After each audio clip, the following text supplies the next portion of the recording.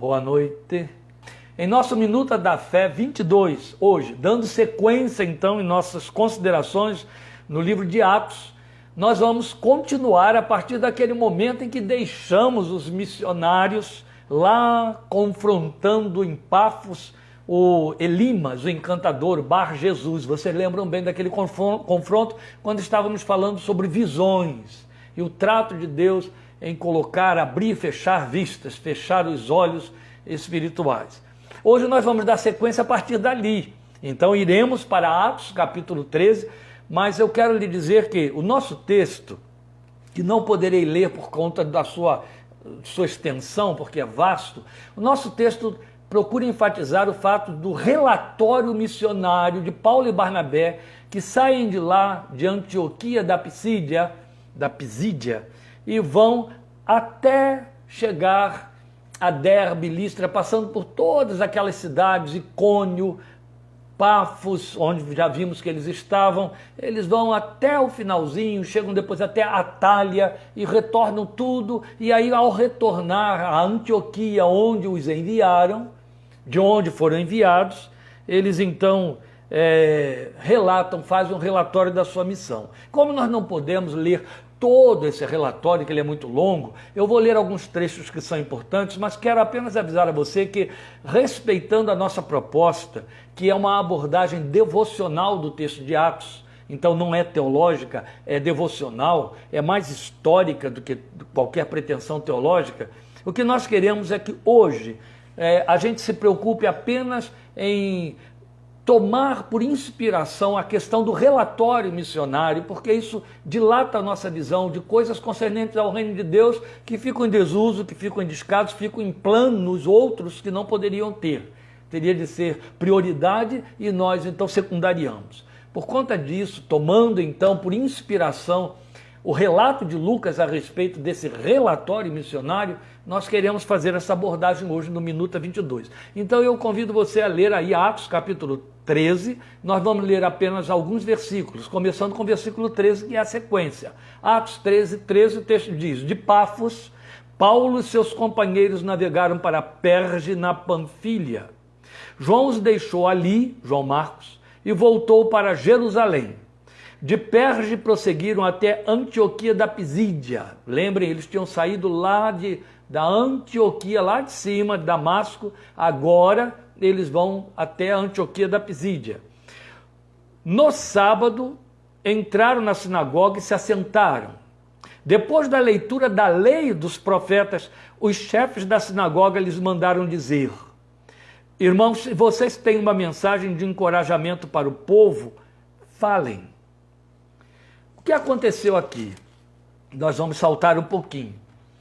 Quando um judeu entrava numa reunião de uma sinagoga e ele era visitante nessa sinagoga, sendo judeu, geralmente o chefe da sinagoga, cada sinagoga tinha um chefe, tinha um dirigente. O dirigente da sinagoga, por questão cultural e educação, convidava o visitante para dar uma palavra ao povo, como é muito comum hoje a gente ver ainda nas igrejas da Assembleia de Deus. O visitante acaba recebendo uma honra e é dada a ele a palavra. Foi isso que aconteceu aqui. Mas o que eu chamo a sua atenção para o fato de que o dirigente da sinagoga disse para eles exatamente nestes termos: se vocês têm uma mensagem de encorajamento para o povo, falem. De encorajamento significa uma palavra profética. E aí, não perderam a oportunidade, Paulo fala. E é interessante que ele faz aquele imenso discurso próprio dos judeus, fazendo uma retrospectiva da história de Israel, e vai passando e vai continuando, e quando ele termina, ele faz a aplicação, como é o propósito com que eles vão ali, sobre o messianato de Jesus. O fato de que Jesus vem cumprir essas profecias, o que é que acontece com ele? Eles relatam o que ocorre em Jerusalém e os exorta a crerem nele. Quando eles acabam de fazer isso, a palavra de encorajamento que foram convidados a dar, o texto diz para nós, aí eu salto para o versículo 42 do capítulo 13. Quando Paulo e Barnabé estavam saindo da sinagoga, o povo os convidou a falar mais a respeito dessas coisas no sábado seguinte, quer dizer, na outra semana. Despedida a congregação, muitos dos judeus e estrangeiros piedosos convertidos ao judaísmo seguiram Paulo e Barnabé. Estes conversavam com eles, recomendando-lhes que continuassem na graça de Deus. O que eu entendo aqui? Que ao longo daquela semana, Paulo e Barnabé ficaram discipulando os que se mostraram interessados. No sábado seguinte, versículo 44, quase toda a cidade se reuniu para ouvir a palavra do Senhor. Quando os judeus viram a multidão, que judeus? Aqueles lá da sinagoga mesmo, que os convidaram a falar, ficaram cheios de inveja e blasfemando, contradiziam o que Paulo estava dizendo. Imagine pregar com alguém se levantando e apontando e criticando e blasfemando no meio da pregação. Deve ter sido terrível. Então Paulo e Barnabé lhes responderam corajosamente: era necessário anunciar primeiro a vocês a palavra de Deus. Uma vez que a rejeitam e não se julgam dignos da vida eterna, agora nos voltamos para os gentios. Pois assim o Senhor nos ordenou: eu fiz de você luz para os gentios, para que você leve a salvação até os confins da terra. Ele toma aí por ênfase, por referência, Isaías 49:6. O que acontece aqui é que exatamente neste momento, em Antioquia da Pisídia, o evangelho abre as portas aos gentios. É quando Paulo começa, neste momento, o seu ministério aos gentios de forma mais consistente, mais significativa. Bem, uma vez que eles começam a ser perseguidos, porque o versículo 50 diz para nós: os judeus incitaram as mulheres religiosas de elevada posição e os principais da cidade, e provocando perseguição contra Paulo e Barnabé, os expulsaram do seu território. Aí eles foram para Icônio, é onde você entra no capítulo 14. No capítulo 14, o versículo 2 diz para nós: mas os judeus que se tinham recusado a crer incitaram os gentios, irritaram-lhes os ânimos contra os irmãos. Paulo e Barnabé passaram bastante tempo ali falando corajosamente do Senhor, que confirmava a mensagem de sua graça, realizando sinais e maravilhas pelas mãos deles. A despeito dos sinais e maravilhas e da ousadia, do poder do Espírito com que eles falavam, o texto diz que o povo da cidade ficou dividido entre judeus e gentios, e então começaram a maltratá-los e a apedrejá-los, isso é Icônio. E aí eles tiveram que sair dali e ir para Listra e Derbe. Agora eu salto para o versículo 8, que diz que em Listra, Paulo é usado por Deus para operar a cura de um homem que era aleijado dos pés. E essa cura ficou tão evidente aos olhos de todos que o povo ultra supersticioso quis adorar a ele e a Barnabé como deuses. E então sacrificaram-lhes touros, etc. Eles tiveram uma dificuldade muito grande para fazer com que aquele povo recuasse e parasse com aquela pretensão de adorá-los como se eles fossem deuses. Deram a eles nomes de deuses gregos. Começaram a chamar Paulo de Hermes e por aí vai. E dizer, aliás, chamavam... Barnabé eles chamavam de Zeus, e Paulo, porque Paulo era quem pregava, chamaram de Hermes, os nomes de seus deuses gregos. E eles tiveram muita dificuldade. Apesar do milagre, apesar de toda essa situação, de novo, os judeus que vieram da outra cidade, tomados de inveja, incitam a multidão contra Paulo, e aí há uma reviravolta. É interessante, porque se no momento esse povo estava apupando os dois missionários, até confundindo-os com deuses, no outro momento já queriam matá-los. E os apedrejam. E Paulo é apedrejado de tal maneira que perde a consciência. Eles então entendem que ele tinha morrido e os deixam. Os discípulos cercam Paulo, Paulo se levanta e aí eles têm de fugir da cidade e dali eles vão para Antioquia da Síria. Em Antioquia da Síria, o texto diz para nós no versículo 21 que fizeram muitos discípulos. Dali voltam para Listra, para Icônio, para Antioquia, vão passar por mais duas cidades onde não tinham passado antes, que são as cidades de Perge e Atália, e de lá retornam para aquela cidade de Antioquia, a primeira que os enviou para esta obra missionária. Pois bem, por que eu fiz essa retrospectiva desse texto que nós não podíamos ler? Por causa do que está escrito no versículo 27 de Atos 14. Me acompanha aqui, por favor. Chegando ali aonde? Lá, em Antioquia, aquela primeira Antioquia de onde foram enviados. Chegando ali, reuniram a igreja. Quem reuniu? Paulo e Barnabé. Reuniram a igreja e relataram tudo que Deus tinha feito por meio deles e como abrir a porta da fé aos gentios. O texto diz para nós que eles relataram o que Deus fez por meio deles e como Deus abriu a porta da fé aos gentios. É isso que Lucas diz para nós, que constava no relatório missionário de Paulo e Barnabé. É onde eu quero que você me acompanhe para que a gente cresça entendendo algo aqui muito especial, que tem a ver com a praxis da igreja e que tem que nos levar a questionar nossa própria movimentação, nosso encaixe, o lugar que ocupamos como discípulos do Senhor nesta geração, formando a igreja de Cristo deste tempo. Veja, quando eu leio a longa narrativa, essa narrativa que Lucas faz desta longa viagem de Paulo e Barnabé, desde que eles saíram de lá, de Antioquia da Síria, registrando essas regiões diversas, as cidades várias que eles percorreram. Eu citei o nome de algumas. E isso também ao longo de todo esse capítulo 14 aí. Até que eles retornam a Antioquia para junto dessa igreja que os enviou, e de como eles apresentaram o relato naqueles termos do versículo 27 do capítulo 14, tudo quanto Deus tinha feito por meio deles, como abriu a porta da fé aos gentios. Eu fico surpreso com a singeleza natural com que Lucas descreve o resumo desse relatório missionário.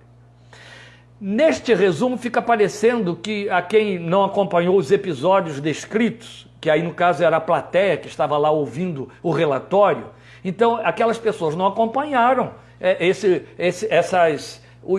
episódios descritos com imagens vivas aqui por Lucas, nos capítulos 13 e 14, mas aquela gente não acompanhou essa descrição.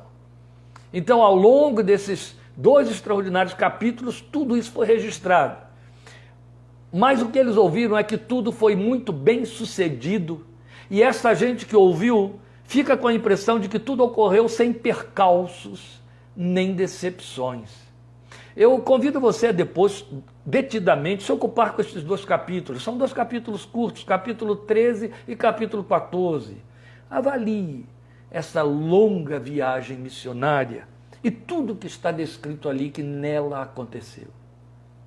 Porque no relatório parece que ficam de fora a oposição satânica vista na pessoa de Elimas, o encantador, chamado Bar Jesus, em Pafos.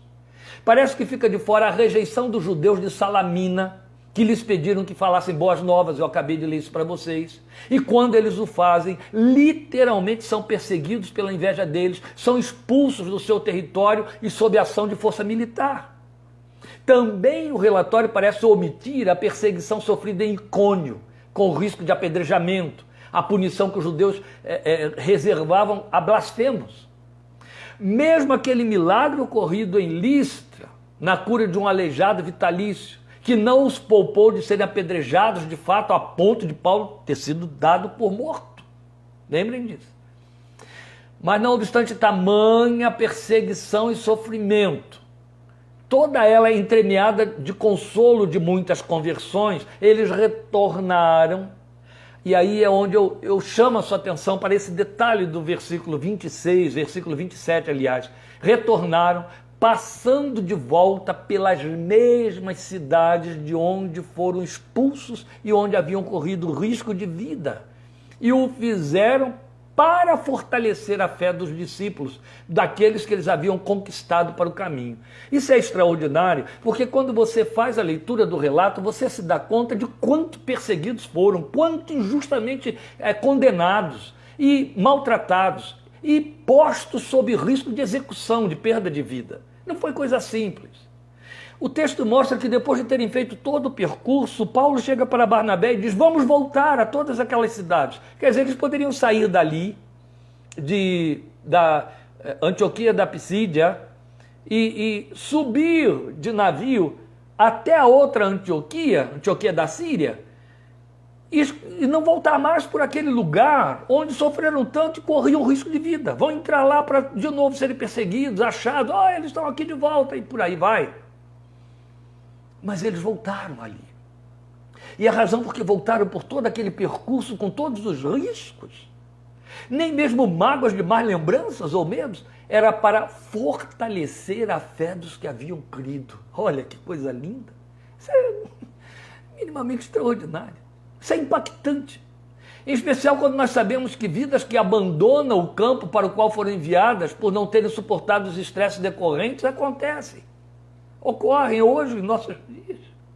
São vocações equivocadas, contrastantes frontalmente com a realidade das vocações genuínas que nós vemos aqui. O que vemos aqui nesses homens, meus queridos, é paixão. E se existe uma área no serviço cristão onde a palavra paixão se torna conceito indispensável, é quanto ao chamado para missões e o serviço que decorre desse chamado. Tem de haver paixão. É paixão por Cristo e pelo serviço. Entende? Do contrário, tudo é motivo para desistência, tudo é motivo para abandono, tudo é motivo para queixa, tudo é motivo para questionar por que Deus permitiu e por que está acontecendo isso, por aí vai. Tem de haver paixão. Quando há paixão, supera-se tudo, suporta-se tudo. Eu penso que os discípulos de nossos dias, muitas vezes, na qualidade de igreja organizada, sentadinhos confortavelmente em seus espaços de culto, eles esperam receber de seus obreiros enviados a campos próximos ou distantes relatórios sucintos, simpáticos, otimistas, até mesmo semelhantes ao que Lucas registrou como resumo dado por nossos dois heróis à sua igreja de origem, onde Deus operou, Deus agiu, Deus fez, houve milagres. Mas isso aponta contra a igreja desta geração minimamente um ufanismo falso em nome da fé, que não condiz com a realidade dos que enfrentam o campo, distantes das suas origens, da sua cultura, da própria igreja. Essa é a verdade.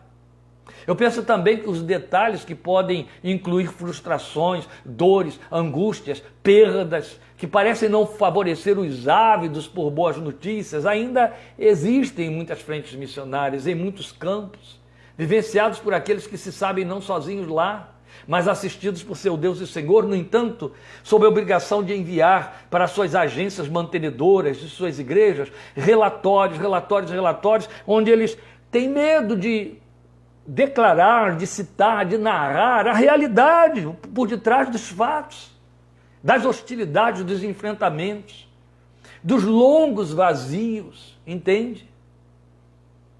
Eu ouvi, vezes sem conta, obreiros no campo, missionários dizendo isso. A minha igreja me força a dar relatórios, às vezes eu tenho que ficar criando situações para que ela possa ser satisfeita em receber um relatório, quando na verdade estamos fazendo aqui um enfrentamento que exige minimamente perseverança. Os vazios, os silêncios, os desertos dos quais Deus opera. E o obreiro constrangido a atender solicitações políticas de lideranças que não têm alma para essas coisas. Isso é muito sério. E o silêncio feito nos detalhes da narrativa, na verdade, esconde a paixão por detrás de tudo. A perseverança que sustenta a fé, apesar de. Mas ainda, meus amados, ainda há mentes obscurecidas entre nós, crentes da cidade, a respeito dos que estão em vanguardas distantes. De vez em quando eu fico pasmo quando eu ouço líderes questionando o porquê de alguns se deslocarem de sua cultura, de sua família, de sua língua para alcançarem povos distantes, às vezes sob risco da própria vida, da deles e de seus familiares. Eu os conheço, nós convivemos com eles. E aí eu penso na extrema pobreza de espírito dessa gente, a quem um relatório missionário não deve informar sobre os meandros do serviço, porque tais informações poderão reforçar na carne deles a razão para questionarem o envio, a ida, o custo de tamanho sacrifício, sabe? Viciados em ufanismos querem boas novas. Ou pregamos e tantos se converteram, ou pregamos e aconteceu, ou... Vale lembrar que nós jamais estaríamos hoje onde, como estamos, com a liberdade confessional que usufruímos, se num passado recente, menos de 200 anos atrás, alguns não tivessem decidido vir à custa de riscos extremos e de humilhações deprimentes para conviver conosco e nos comunicar a sua experiência de reino de Deus, incomparavelmente maior que todas as demais que possamos vivenciar. E ainda esses mesmos pioneiros de nossa confissão sofreram perseguição. Está aí na história da igreja, basta você conferir.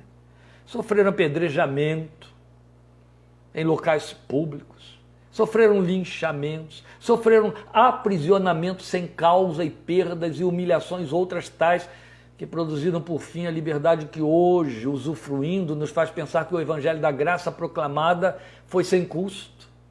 há mesmo aqueles que o tornam barato demais. Isso é muito sério. Eu não cerro fileira com aqueles que ficam por aí dizendo: a igreja tem que passar por sofrimento e perseguição para que ela possa ser verdadeira. Eu acho que isso nem verdadeiro é.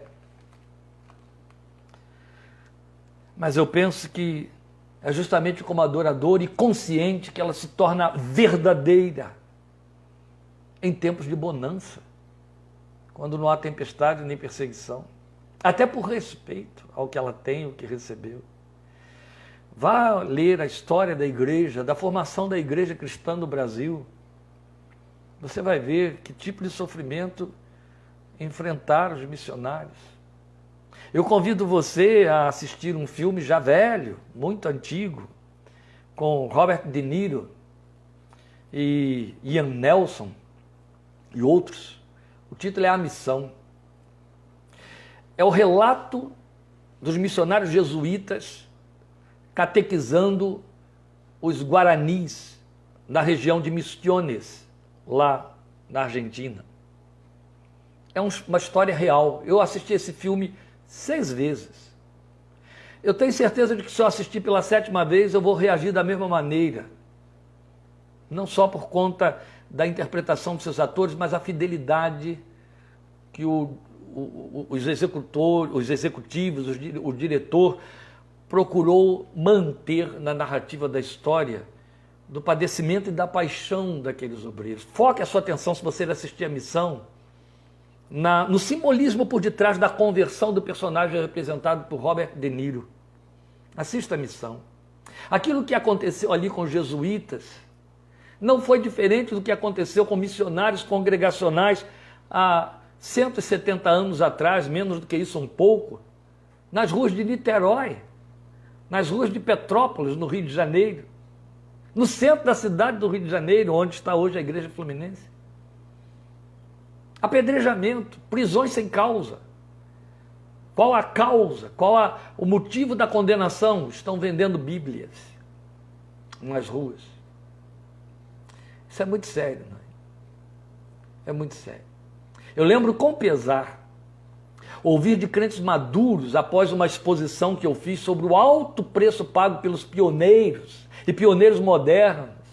Eu citei, por exemplo, Nicolai Mondiviano, um missionário que eu conheci já muito idoso na Romênia, e fiquei impressionado, impactado com o testemunho dele como um mártir moderno da fé cristã.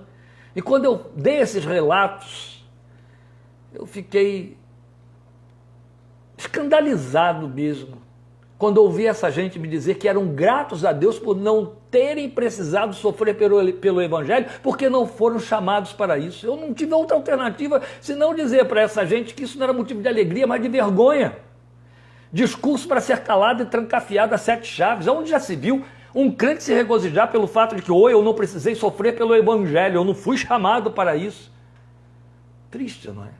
Longe de viverem, de conhecerem, de honrarem, de respeitarem, de crerem na realidade do que está pregado, escrito em Filipenses 1:29, exatamente o texto que o Nicolai Mondiviano disse para mim na ocasião, quando eu estava conversando com ele lá na Romênia.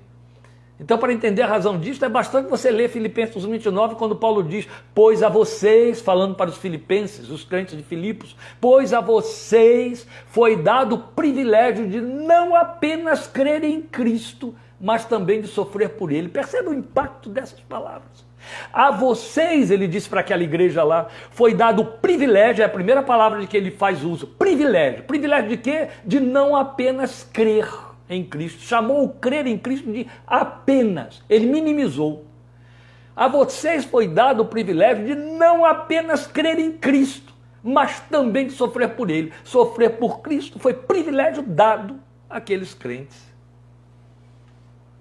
Não é privilégio, então, não sofrer pelo Evangelho, é vergonha. Porque o fato de sermos hoje beneficiários de uma liberdade confessional que nada nos custa, não nos descompromete com a palavra que exorta conosco quanto a renunciarmos desde o nosso ego e comodidades ao que temos. Isso no que tange a obreiros do campo, inclui o chorar com os que choram. Uma fé que apenas nos acrescenta e não implica em nenhuma renúncia pessoal. Ela está ainda longe de ser um discipulado na altura da dignidade do Filho de Deus, ou que sequer passou de fato pela cruz, sem compromisso com a sua mensagem. O Evangelho todo exorta nessa direção. Nossa liberdade confessional custou primeiramente a vida do Filho de Deus, mas outro tanto, grande parte de vida na vida de outros filhos que assumiram pagar o alto preço desta verdade. E aí eu quero dizer a você que isso não diz respeito apenas a uma vocação missionária, senão alguém poderia se acomodar, se encostar por detrás disso, ou se esconder dizendo, mas eu não tenho vocação e nem fui chamado para fazer missões. Você é testemunha. Vamos nos remontar aqui ao Minuta da Fé 1. O Espírito entrou em você para você ser testemunha. E quem é testemunha, Paulo já disse, isso é um aferidor. Todos que quiserem viver piedosamente sofrerão perseguição. Isso começa dentro de casa. A incompreensão da parte de cônjuge, o desprezo da parte de filhos, de parentes, de irmãos, de amigos. A primeira coisa que incomoda eles e que eles procuram nos encurralar na parede é: você está trocando de família. Você agora, por causa da igreja, por causa de seus compromissos espirituais, você não tem tempo mais para nós, você não tem tempo para as nossas reuniões, nossos encontros, e por aí vai. Começa por aí, são escorraçamentos, entende? Mas são aferidores de que você está no caminho certo, de que você está crucificando a sua carne, de que você está fazendo renúncias, de que você está fazendo prioridades que eles não podem aceitar, prioridades das quais eles estão sendo retirados, porque Deus está ocupando esse lugar de prioridade. Entende? É isso que estamos chamando de vida na vida de outros filhos, e alto preço a pagar pela verdade. Começa por aí e vai além. Então é de tal ordem a leveza da liberdade que hoje usufruímos, que nada nos custaria ocupar parte de nosso tempo, lembrando e clamando diante de Deus a favor daqueles que em nosso lugar, e esta é uma forma de fazer missões, é nos ocupar com aqueles que estão indo em nosso lugar, que estão lá no nosso lugar fazendo o que não fomos chamados para fazer, mas estão pagando alto preço para fazerem em lugares hostis aquilo mesmo que no passado foi feito por nós, para que chegássemos onde chegamos. Não pense você que o Evangelho chegou a você porque todo mundo achou gostoso, bonito, achou uma novidade extraordinária, algo diferente daquilo que a tradição de meus pais me ensinou e entrou com facilidade. Não. Vai conhecer a história da instalação da Igreja Presbiteriana de Brotas. Primeiro trabalho evangélico realizado no interior, no oeste de São Paulo, e foi o primeiro trabalho evangélico no estado de São Paulo. O padre Conceição, o que ele sofreu para poder instalar ali o evangelho da graça de Deus, tamanha perseguição que ele sofreu, mas prevaleceu. Lá está a Igreja Presbiteriana de Brotas, o primeiro cemitério evangélico do Brasil, está ali, aqui pertinho de mim, em Brotas. Vai conhecer essas histórias. E ao conhecer essas histórias, ao ler e ouvir sobre os heróis da fé, e aqui eu já aproveito para corrigir, dando um recado aí a um irmão muito querido, o livro Heróis da Fé foi publicado pela CPAD e não por Ernesto Tonini. Então você pode procurar na CPAD que você vai achar, leia a história dessa gente. Por isso que eles merecem esse título, Heróis da Fé. E estamos falando de cristãos modernos, entende? Da atualidade. Por isso, amados, não validem missões por conta de relatórios missionários. Pelo contrário, vamos fazer nós mesmos esses relatórios diante de Deus a favor daqueles que militam legitimamente pela fé, que uma vez por todas foi dada aos santos. O que eu quero dizer com isso? Transforme sua oração num relatório de clamor e de intercessão a favor dos que lá fora, no campo, estão. Quando eu entendi, eu vou fechar com isso, eu sei que estou tomando seu tempo, mas com isso estamos ultrapassando aí os 30 minutos, mas com isso eu estou aqui encobrindo um pouquinho do espaço que deixamos em aberto aí por esses 17 dias, 13 dias. Quando Deus me chamou para me ocupar com exclusividade do Evangelho, fazer discípulos, evangelizar pessoas, mostrar a graça redentora. Isso é um trabalho vasto e foi vasto. Amanhã, dia 14, amanhã, eu completo 30 37 anos de ordenação a esse ministério. Amanhã, é meu aniversário de ministério, 37 anos. Deus me chamou 4 anos antes disso, ou melhor, 4 anos antes disso eu obedeci ao chamado de Deus. E para obedecer a esse chamado de Deus eu tive que fazer rupturas. Só que o chamado foi feito muito antes desses 4 anos que precederam a minha formação, sobre os quais já correm os 37 de formação. Houve alguns anos antes. Aqueles anos antes foram anos de muito conflito interno. Por quê? Porque eu sabia que Deus estava me chamando para um serviço que exigia rupturas. E eu era emergente, um filho emergente de um lar extremamente pobre, cujos pais passaram a ocupar o lugar de filhos e dependiam de mim para comer e viver. A essa altura, muito bem sucedido profissionalmente, eu os mantinha e eles estavam tendo resgate da pobreza na qual viveram desde que nasceram. E de repente havia uma ameaça pairando sobre a cabeça deles. Se eu atendo a esse chamado de Deus, eles terão de viver pela fé na dependência da minha capacidade de crer em Deus para me dar sustento, me manter, para que eu tivesse tempo exclusivo, integral para Ele. Então o grande conflito era, uma coisa é obedecer e outra é arrastar atrás de mim aqueles que nem chamados são e que não têm compreensão destas coisas. Mas pela glória de Deus o desafio foi aceito. Renúncias muito sérias foram feitas, rupturas foram feitas.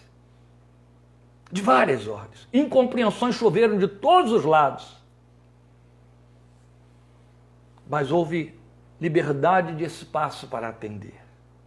E porque houve disponibilidade do tempo, de forma plena e ampla, Deus ousou na sua misericórdia, ou me levou a ousar pela misericórdia de Deus, melhor colocando, correr dos sertões deste país, de norte a sul, em lugares escabrosos e hostilidades todas, sem ter que me preocupar com outra coisa a não ser buscar graça e unção para que a palavra dele prevalecesse.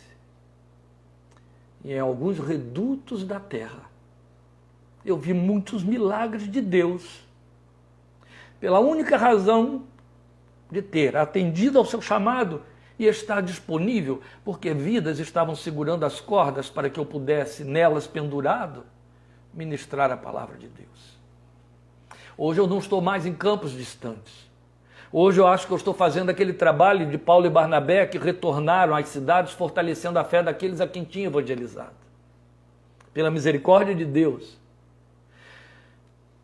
Só aqui na cidade de Rio Claro, 17 pastores foram ordenados para o ministério e estão dos campos à frente de suas igrejas e trabalhando. Mas há campos distantes, lugares ermos da terra, onde vidas humílimas, simplórias, glorificam o nome daquele a quem aprenderam a conhecer e a amar, a quem eu vou encontrar diante do trono, quando ali chegar. Por conta de saber que vidas seguram cordas para que eu pudesse fazer esse trabalho ao longo do tempo, é que eu entendo e exorto você a pensar naqueles que precisam que você seja essas cordas de sustentação, porque eles estão onde estão, fazendo aquilo que Deus me permitiu fazer há 37 anos passados e ao longo desses 37 anos. Hoje, se você pode parar diante dessa tela e me ouvir pregar a palavra de Deus, é porque muitas vidas pagaram o preço para que isto acontecesse. Quando Dona Rosalie Appleby, mulher de Deus, lá nos Estados Unidos, já ficando cega, não podendo mais se comunicar comigo por cartas, não havia internet naquele tempo. Ela disse, não vou poder mais me comunicar com você. 89 anos, perdi a visão, esta é a última carta. Mas eu quero dizer a você, esta carta está aqui dentro, guardada como um tesouro.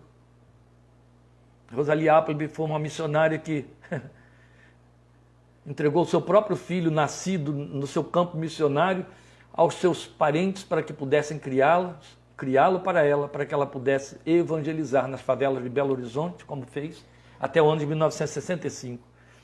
E quando se despede de mim, ela diz: mas eu quero dizer a você que, embora eu não possa mais estar me comunicando com você por carta, eu vou orar por você e por seu ministério até o último dos meus dias. Isso é corda segurando, entende? Isso vale mais que tudo. Alguém que nunca me viu pessoalmente dizer que vai parar para orar por mim, tendo filhos, parentes, amigos, igreja, seu próprio ministério, significa que fez renúncias para me incluir no seu rol de intercessores, de intercessão. Pense nisso. Ocupe o seu tempo para seu Deus. Não se satisfaça com o fato de que outros estão ocupando o tempo para que você receba. Vá, dê. Pergunte a Ele: Senhor, o que queres de mim? O que eu posso fazer? Quanto tempo eu posso gastar do meu tempo intercedendo, clamando, contribuindo, me comunicando, visitando o obreiro no campo, mandando para ele uma cartinha dizendo: olha, eu estou aqui, eu estou te sustentando em oração. Entende? Faça isso. Eu dou graças a Deus que me permitiu hoje estar fazendo esta ministração, e eu a coloco como tributo diante do meu Deus por esses 37 anos de um ministério que vale mais do que a minha vida inteira. Se tivesse de vivê-lo toda outra vez, eu viveria de coração aberto e de olhos fechados. Passaria por tudo de novo. Glorifico a Deus por aqueles que Ele colocou junto de mim, em especial minha esposa, porque ela entrou dentro desse desafio. Ela juntou a sua vida à vida de um homem cujo futuro, o que tenho para dar, o que eu teria para dar à filha dos outros, apenas um nome e um chamado. Ela creu nisso e Deus honrou. Glorifico ao Senhor também por sua paciência em me suportar e ouvir pregando esta palavra, e por suportar este meu ato de adoração, de celebração com esse testemunho. Deus te abençoe e te fortaleça. Estaremos juntos domingo, em nome de Jesus. E obrigado aí aos queridos que estão me trazendo saudações. Deus te abençoe. Até domingo, em nome do Senhor Jesus. Amém.